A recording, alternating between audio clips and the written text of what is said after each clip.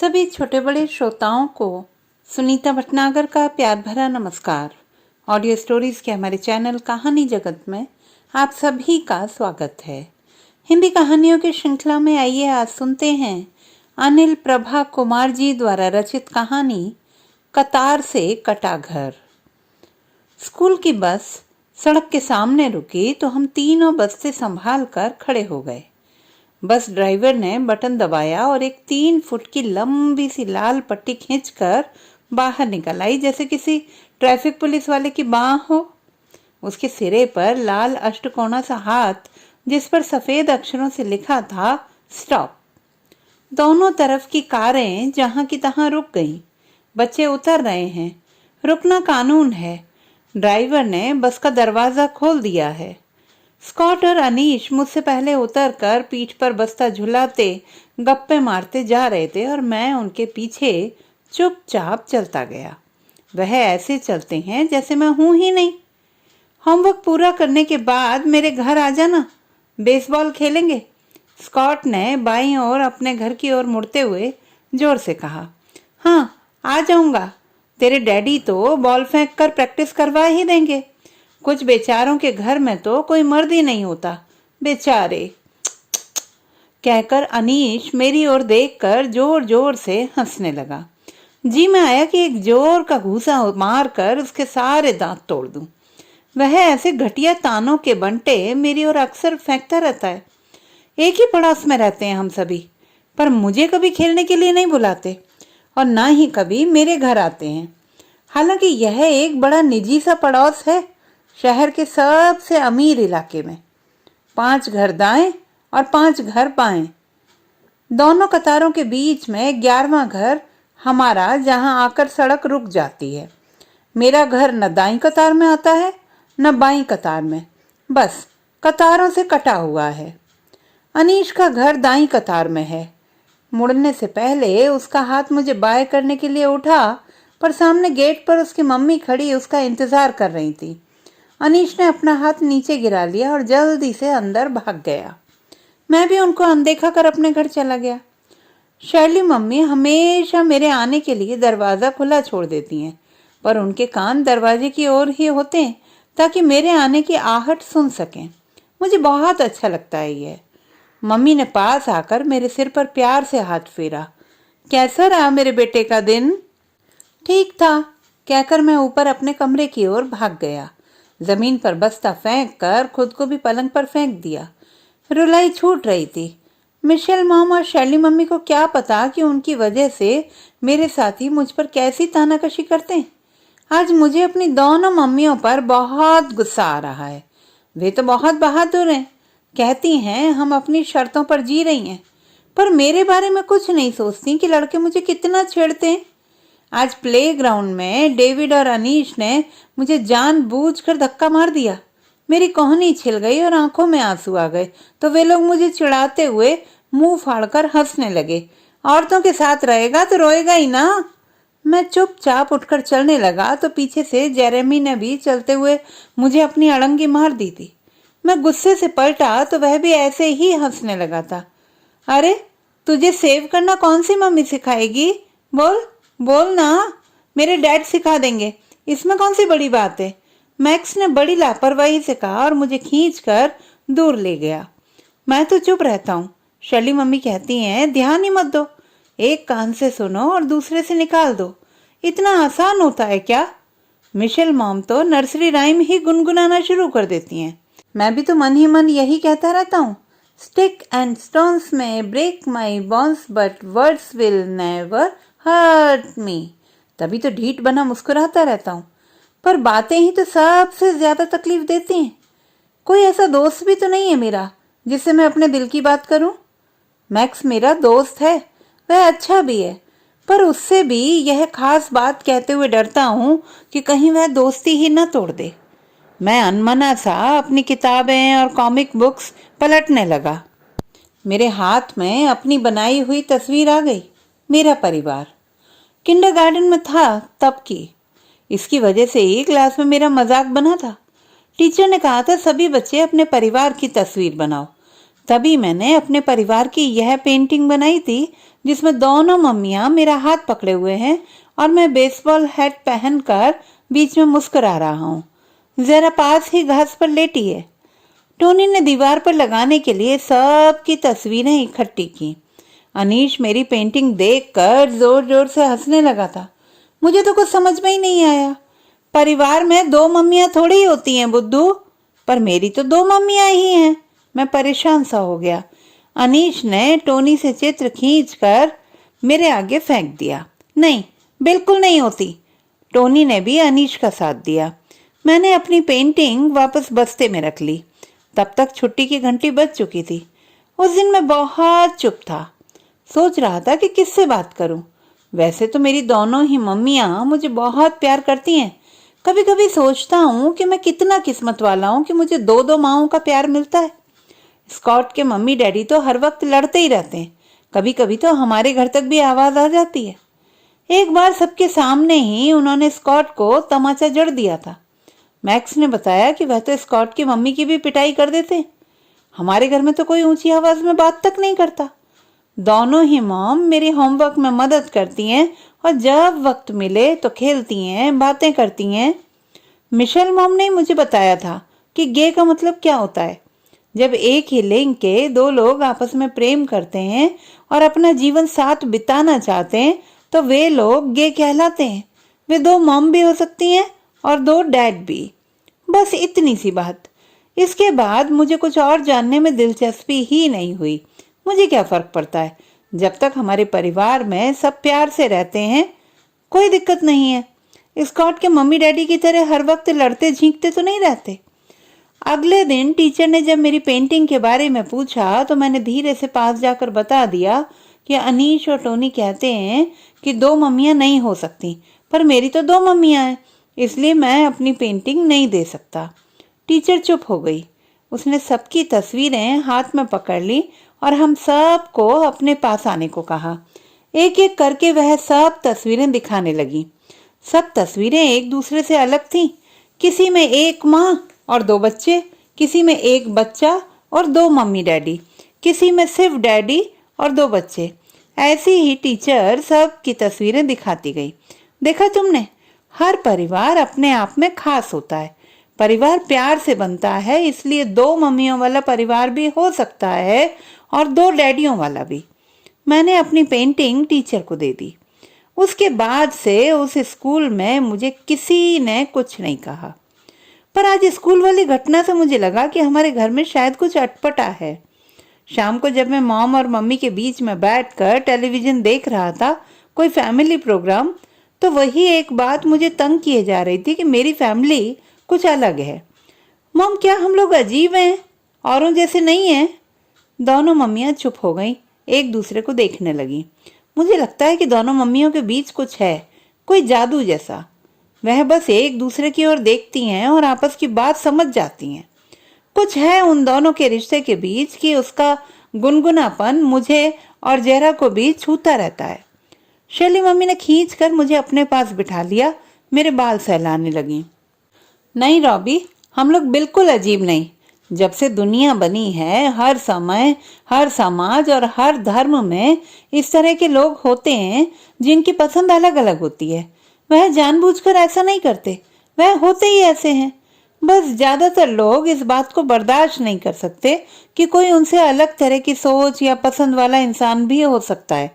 इसीलिए कई देशों में उन्हें जेल में भी डाल देते हैं, यातनाएं देते हैं। रेत में सिर छुपा लेने से तो तूफान को नहीं नकारा जा सकता ना। लोग इस बात को मानना ही नहीं चाहते, इसीलिए ज्यादातर लोग अपने संबंधों को छिपा कर रखते हैं। हम क्योंकि खुले समाज में रहते हैं तो कोशिश कर रहे हैं कि जो हम हैं उसी तरह से रहें। हम अलग हैं पर गलत नहीं हैं। दोनों मम्मियों ने मुझे इतना लंबा भाषण दे दिया। मैं तो कुछ और ही पूछना चाहता था। मॉम, क्या सचमुच मेरा कोई डैडी नहीं है? जो मैं पूछना चाहता था वह वैसे का वैसे ही मेरे मुंह से निकल गया। थोड़ी देर के लिए चुप्पी छाई। मिशेल मॉम गंभीर होकर कुछ सोचने लगी। मैं जवाब के इंतजार में मॉम के मुंह की ओर देख रहा था। मॉम मुझसे कभी झूठ नहीं बोलती, मुझे मालूम है। मिशेल मॉम धीरे से अपना हाथ मेरी पीठ पर रखकर मुझे देखती रहीं, फिर धीरे धीरे बोली जैसे कि मैं उनके जितना ही बड़ा हूँ। देख रॉबी, मुझे शुरू से ही अपने बारे में मालूम था कि मैं कैसी हूँ। हम जैसे होते हैं ना, वैसे ही होते हैं।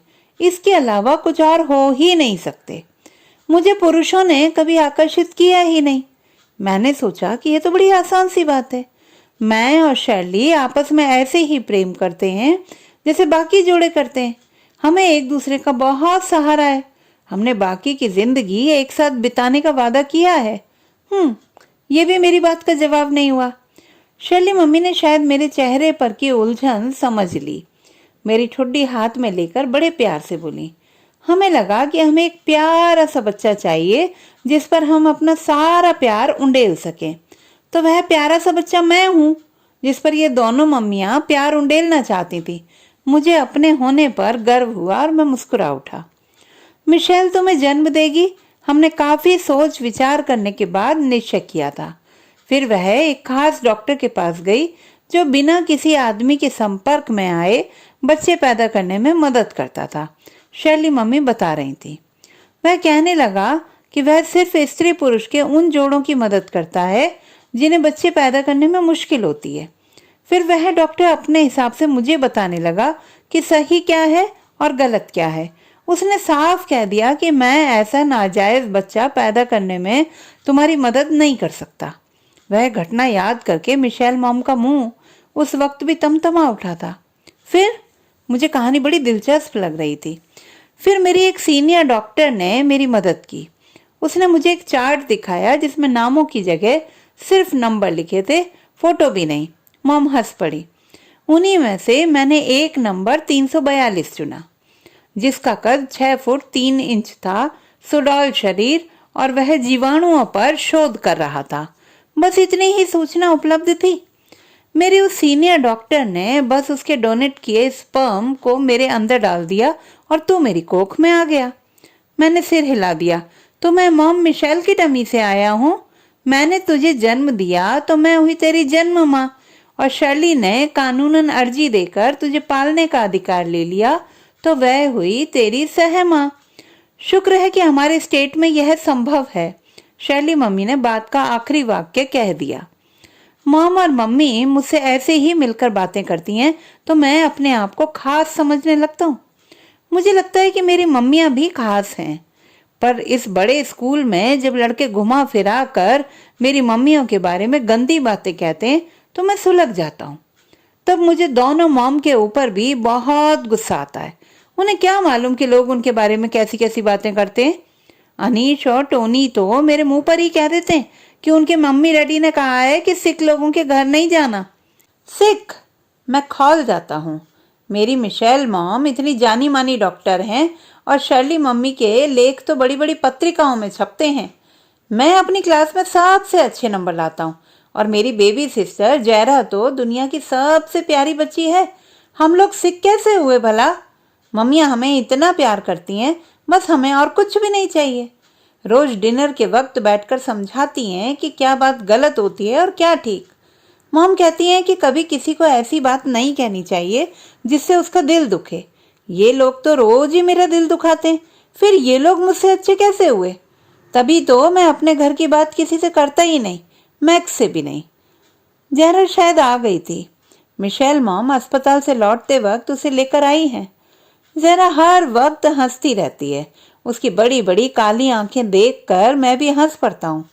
जब कोई भी मम्मी उसको स्ट्रॉलर में डालकर घुमाने निकलती हैं तो लोग बड़ी अजीब सी निगाहों से उसे पलटकर देखते हैं। शायद इसलिए कि जहरा काली है और हम तीनों गोरे। मम्मियाँ कहती हैं कि वे दोनों कलर ब्लाइंड हैं, उन्हें तो रंग में फर्क नजर ही नहीं आता। जब से जहरा हमारे घर में आई है हमें लगता है कि परिवार पूरा हो गया है। जहरा की असली मम्मी तो फ्लोरिडा की जेल में है और उसके डैडी का तो उसकी मम्मी को भी नहीं मालूम। पर अब तो जहरा मेरी बहन है, हमारे परिवार की सदस्य। मिशेल मॉम कहती हैं कि शुक्र है कि हमारे राज्य में हमें बच्चे गोद लेने का अधिकार है। दूसरे कई राज्यों में तो अभी भी दोनों मम्मियाँ या दोनों डैड बच्चे गोद नहीं ले सकते। अच्छा हुआ, नहीं तो बेचारी जहरा कहाँ रहती? मैं किसके साथ खेलता? जहरा है तो भोली भाली सी। एक बार मुझे रात को बहुत डर लगा तो मैं मम्मियों के कमरे में सोने के लिए जा रहा था, पर उनका दरवाज़ा अंदर से बंद था। मॉम ने सिखाया है कि कभी किसी के बेडरूम में नहीं जाते। अगर दरवाज़ा खुला भी हो तो हमेशा खटखटाकर पूछकर ही जाना चाहिए। मैंने दरवाज़ा खटखटाया तो कोई आवाज़ नहीं आई। मैंने ज़ोर ज़ोर से दरवाज़ा पीटना शुरू कर दिया। थोड़ी देर में मॉम की झल्लाहट भरी आवाज़ आई, क्या चाहिए रॉबी? मेरे कमरे में मॉन्स्टर है, मैं वहाँ अकेला नहीं सो सकता। मैं रो दिया था। थोड़ी देर बाद मिशेल मॉम ने दरवाज़ा खोला। उन्होंने हाथ बढ़ाकर मेरे गाल थपथपाए, फिर प्यार से पुचकार दिया, मेरा रॉबी बेटा तो बड़ा बहादुर है ना, एकदम सुपरमैन। हाँ, मैं फिर से ठुसका था। मॉम ने हंसकर कहा, अच्छा जा, ज़रा के कमरे में जाकर सो जा। मैं खुश हो गया, क्योंकि यूं मम्मियाँ मुझे कभी भी सोई हुई ज़रा के कमरे में जाने नहीं देती कि वह जाग जाएगी। मैं मुस्कुराता हुआ ज़रा के कमरे में आ गया। वह नींद में भी मुस्कुरा रही थी। क्रिब में तो वह लेटी थी और अपने लेटने की कोई जगह मुझे दिखी ही नहीं। मैंने भी मौके का फ़ायदा उठाकर उसके स्टफ्ड भालू का तकिया बना लिया और वहीं उसके पास कारपेट पर ही लेट गया। शर्ली मम्मी कुछ दिनों से बीमार चल रही थी। शायद उनकी तबीयत ज़्यादा ही बिगड़ गई। उन्हें तेज बुखार था और कपकपी छूट रही थी। उनका जी मतला रहा था और कभी कभी पेट पकड़कर वह कराह उठती। मिशेल मॉम सारी रात उनके सिरहाने बैठी, कभी उनका माथा, कभी हाथ पांव सहलाती रही। मम्मी निढाल सी थी और मॉम परेशान। सुबह मॉम ने अपने अस्पताल फ़ोन किया, मेरी पार्टनर बहुत बीमार है, मुझे उसका ख्याल रखने के लिए कुछ दिन के लिए फैमिली लीव चाहिए। उधर से कुछ जवाब आया और मॉम जोर से चिल्लाई, क्यों नहीं, बाकी सबको तो मिलती है। फिर फ़ोन पर पता नहीं क्या बातें हुई कि मॉम गुस्से से फ़ोन रखकर सीधे बाथरूम में घुस गई। बाहर निकली तो उनकी आंखें सूजी हुई थी। बिना किसी की ओर देखे उन्होंने शायद कुछ और फ़ोन किए। इमरजेंसी है, बच्चों को देखने वाला कोई नहीं, जैसे शब्द सुनाई दिए। मिशेल मॉम को छुट्टी नहीं मिली, उन्हें काम पर जाना ही पड़ा। उस दिन हम एक नई बेबी सिटर के साथ रहे और शर्ली मम्मी अकेली अपने कमरे में जोर जोर से कराहती रही। मॉम जल्दी ही काम से लौट आई। वह कभी इतनी आसानी से परेशान होने वाली नहीं, पर आज लगा कि वह कोई और ही मॉम है। अंदर जाकर कभी शर्ली मम्मी को छूती, कभी उनके गले लगती, कभी आंखें पहुंचती। मैं बाहर से ही सब देख रहा था और सहमा हुआ था। मॉम एकदम सीधी होकर बैठ गई, जैसे कुछ फैसला कर रही हूँ। फिर उन्होंने बेबी सिटर को मदद करने को कहा। शर्ली मम्मी को अपनी दाईं बांह से सहारा देकर लगभग अपने ऊपर लादते हुए कार की पिछली सीट पर डाला और गाड़ी चलाकर अस्पताल ले गई। उस सारी रात हम बेबी सिटर के साथ रहे। मॉम ने उसे ही 2-3 बार फ़ोन किया। सिटर ने मुझे देखा और कहा, बुरी खबर, तुम्हारी मम्मी के गॉल ब्लैडर में स्टोन है, ऑपरेशन की ज़रूरत है, पर मिशेल की इंश्योरेंस उसके अस्पताल का खर्चा देने को तैयार नहीं है। मेरे डैडी की इंश्योरेंस ने तो मेरी मम्मी की बीमारी का सारा खर्चा दिया था। फिर थोड़ा सोचते हुए बोली, शायद ये लोग मैरिड नहीं है ना, इसलिए। मॉम का फिर फ़ोन आया था। उन्होंने बताया कि उन्हें शर्ली मम्मी के इलाज के लिए ऑपरेशन की इजाज़त देने का अधिकार नहीं है, उनके हस्ताक्षर मान्य नहीं है, वह प्रतीक्षा कर रही हैं। मॉम ने मुझसे भी बात की, रॉबी घबराना नहीं, ज़रा का ख्याल रखना, सब ठीक हो जाएगा।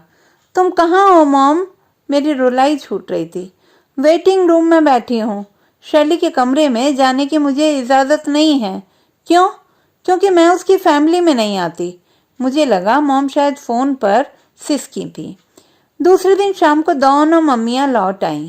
शर्ली मम्मी बहुत कमज़ोर लग रही थी और मिशेल मॉम बेहद थकी हुई। रात को जब मैं गुड नाइट करने उनके कमरे की ओर जा रहा था कि कॉरिडोर में ही रुक गया। मिशेल मॉम के जोर जोर से बोलने की आवाज़ आई। वह शायद गुस्से में थी, नहीं तो वह कभी इतने ज़ोर से नहीं बोलती। यह बिल्कुल बेइंसाफ़ी है। बाकी सबको परिवार का सदस्य बीमार होने पर छुट्टी मिल सकती है, तो मुझे क्यों नहीं? हमेशा हमसे क्यों दोयम दर्जे का बर्ताव किया जाता है? एक तो औरत होने के नाते वैसे ही भेदभाव, ऊपर से जब पता चलता है कि मैं उनके तय किए हुए संबंधों के सांचे में फिट नहीं बैठती, तो और भी कहर टूट पड़ता है। पूरे टैक्स देते हैं हम, पर हमें क्यों लाभ नहीं मिलते? जो किसी भी आम शादीशुदा जोड़े को मिलते हैं।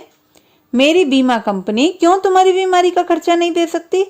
आज मुझे कुछ हो जाए तो ना तुम्हें मेरी नौकरी की पेंशन मिलेगी और न ही दूसरे हक फायदे जो कि आम तौर पर दूसरे जोड़ों को मिलते हैं। इस घर से भी निकाल दी जाओगी। वारिस बनकर पता नहीं कौन कौन आ जाएगा। शैली मम्मी ने भी शायद जवाब में कुछ कहा। मुझे उनकी बातें कुछ समझ में नहीं आई सिवाय इसके कि मॉम परेशान हैं। मैं घबरा गया और बिना गुड नाइट किए ही चुपचाप आकर अपने बिस्तर पर लेट गया। मैं मम्मियों को नहीं बताता और ज़हरा तो अभी है ही छोटी, पर मैं इस बात से बहुत घबराता हूँ कि कोई मेरी मॉम को तंग ना करे, कोई उनकी बेइज्जती ना करे, कोई ऐसी बात ना हो जिससे वह दुखी हों।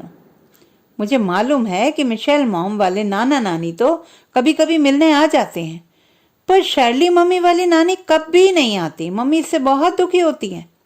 मम्मियाँ मुझे संडे स्कूल नहीं भेजती जहाँ धर्म की शिक्षा दी जाती है, पर मेरे स्कूल के कई बच्चे जाते हैं। मैं और मैक्स लंच टाइम में खाना खा रहे थे, तभी जॉन और उसके दोस्त दबंगई के मूड में हमारे पास ही आकर बैठ गए। वे सभी मुझसे 2 क्लास आगे हैं। जॉन हमारी तरफ मुंह करके कहने लगा, हमारे चर्च में कहते हैं कि जो भी रिश्ता एक आदमी और एक औरत के अलावा होता है वह पाप होता है। ऐसे लोग नरक में जाते हैं। वे जलते अलावों पर भूने जाते हैं और गर्म सलाखों से दागे जाते हैं। फिर वे सभी ठहाके मार मार कर हंसने लगे। मुझसे लंच नहीं खाया गया। शायद मेरे चेहरे पर कुछ था जो मैक्स ने देख लिया था। चल बाहर चलते हैं। वह मुझे स्कूल कैफे से बाहर घसीट लाया। मेरा चेहरा तप रहा था और माथे पर पसीना छल छला आया था। बाहर आकर वाटर फाउंडेशन से मैंने पानी पिया और मुंह भी धोया। मैक्स, तुझे अपनी एक बहुत निजी बात बतानी है। पहले प्रॉमिस कर किसी को नहीं बताएगा। प्रॉमिस। मैक्स ने अपने सीने पर क्रॉस का निशान बनाया। पक्का वादा? हाँ, दोस्ती का पक्का वादा। मेरी दोनों मम्मियाँ गे हैं। मैंने अपनी सारी हिम्मत बटोर कर इतनी जल्दी से कहा कि अगर एक पल के लिए सांस लेने के लिए भी रुकता तो शायद कह नहीं पाता। मैक्स के चेहरे पर कोई भाव नहीं बदला। मुझे अचरज हुआ। मुझे मालूम है, मेरे डैड ने कहा था कि लगता है रॉबी की दोनों माओं का समलैंगिक रिश्ता है, पर जब तक रॉबी खुद ना बताए तुम मत पूछना, ताकि वह असहज ना महसूस करे। तुम्हें अजीब नहीं लगा? नहीं, अनीश का अंकल भी गे है। तुम्हें कैसे मालूम? मुझे कैसे मालूम होगा? वह तो भारत में है, अनीश नहीं बताया। मेरी फटी हुई आंखें देखकर बोला, अरे हर जगह के लोग गे हो सकते हैं। अनीश का अंकल शादी नहीं करना चाहता था। उसके माता पिता ने जबरदस्ती सुंदर सी लड़की से उसकी शादी करवा दी। शादी के बाद वह उसको मारता था, कहता था तो मुझे अच्छी ही नहीं लगती। एक दिन धक्का दे दिया तो वह रोती हुई वापस अपने माँ बाप के पास चली गई। अनीश की मम्मी कहती है कि शायद वह गे है। अनीश ने चोरी से यह बात सुन ली थी, फिर मुझे बता रहा था। खैर, हमें क्या लेना है इन बातों से? मेरे डैड कहते हैं जो जैसा है उसे वैसे ही स्वीकार करना चाहिए। मुझे मैक्स की बात अच्छी लगी। एकदम पूछ बैठा, तो फिर तुम मेरे घर खेलने आओगे? हाँ, आऊंगा, पर एक बात तुम्हें भी मेरी माननी होगी। क्या? मैं इस वक्त उसकी हर बात मानने को तैयार था, दोस्ती के नाम पर। प्लीज स्कूल की काउंसलर मिसेस रिचर्डसन से मिल लो और जो जो बातें तुम्हें परेशान करती हैं उन्हें बता दो, तुम्हें अच्छा लगेगा। अगले दिन ही मैं मिसेस रिचर्डसन से मिला। वह मुझे बहुत अच्छी लगी। उन्होंने प्यार से मेरी बातें सुनी। मुझे लगा कि जो बातें मैं दोनों मॉम से नहीं कह सकता, वह बातें अपने सभी डर, चिंताएं, सरोकार मैं उनसे कह सकता हूँ। मैंने उन्हें जॉन और दूसरे दोस्तों की कही बात बताई। क्या सचमुच मेरी मम्मियाँ पाप वाली जिंदगी जी रही हैं? क्या वे सचमुच नरक की यातना भोगेंगी?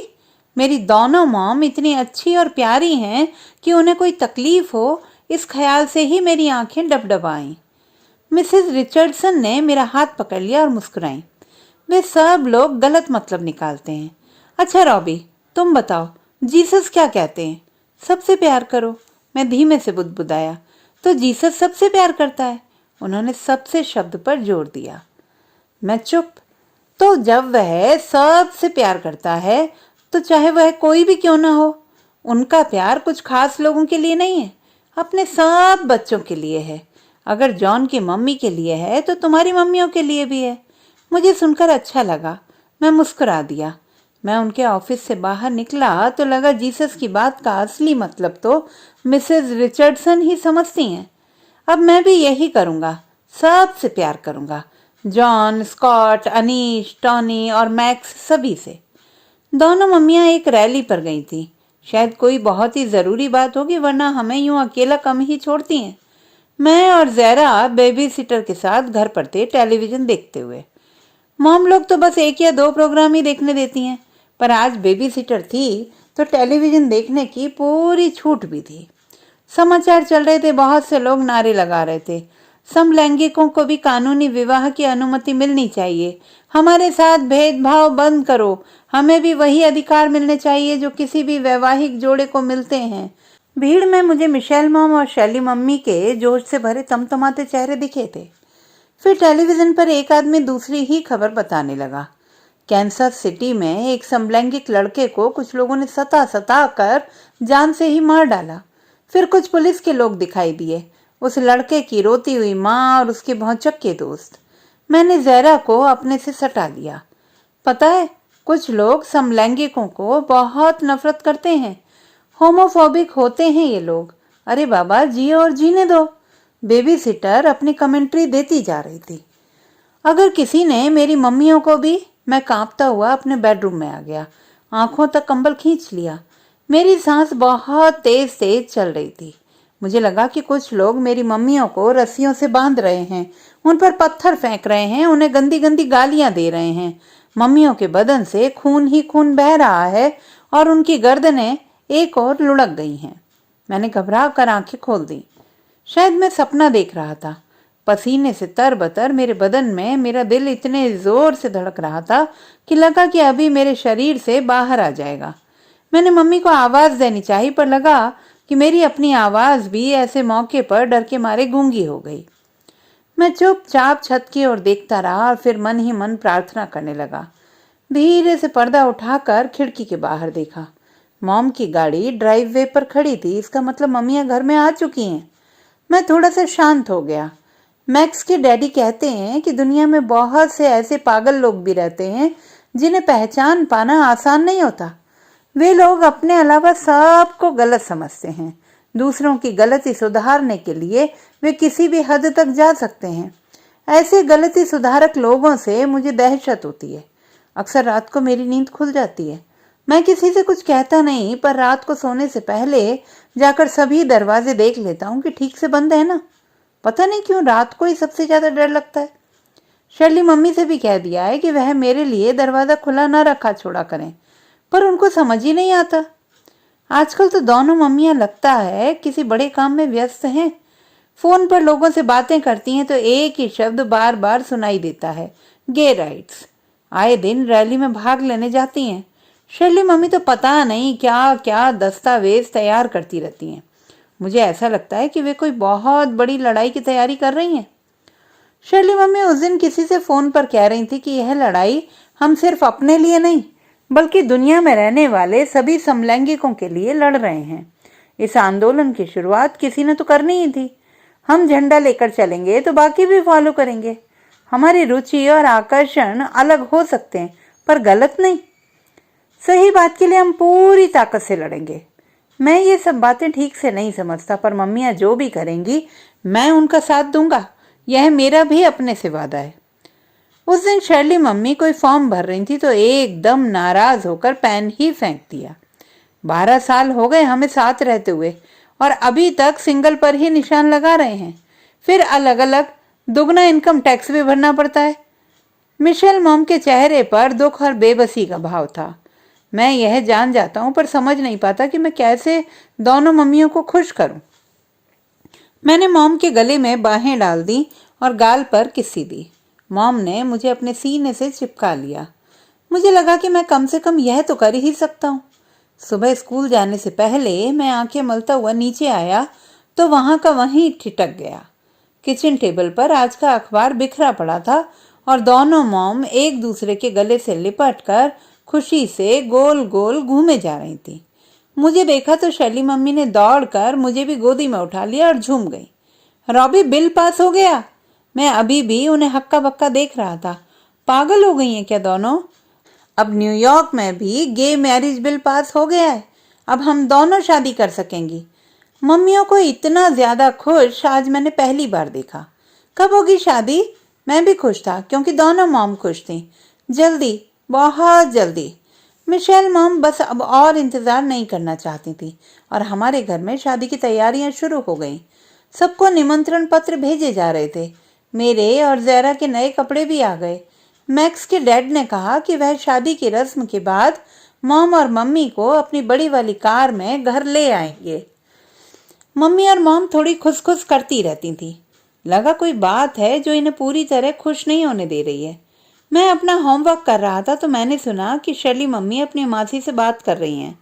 मेरी माँ को समझाओ, यह दिन मेरे लिए बहुत खास है। अगर वे मेरी इस शादी में नहीं आएंगी तो।